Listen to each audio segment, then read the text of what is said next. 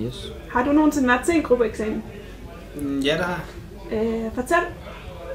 Hvordan Selv gik om gruppeeksamen? Ja, hvad du synes om det? Altså selve eksamen eller processen? Begge dele. Okay. Jeg synes processen var god, for der kom så mange indblik. Eller der kom så mange forskellige perspektiver. Ja.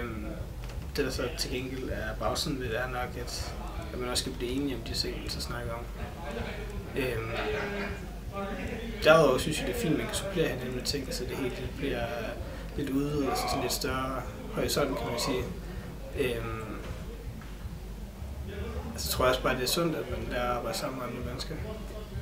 Ja, hvordan har du så med, at her på Aalborg Universitet, at før i tiden, det har jo været det, der beskrev projekt i grupper, og så går du til eksamen individuelt. Hvordan har du så med det? Jeg har ikke så meget, jeg kan forholde mig til, men umiddelbart så kunne jeg forestille mig, hvis man har arbejdet med noget sammen, og skal op og snakke om individuelt, at der ikke bliver den samme helhed i det. Nej. Ja. Så du er positivt overrasket over, at det kom, eller positivt over, for det bliver genindført?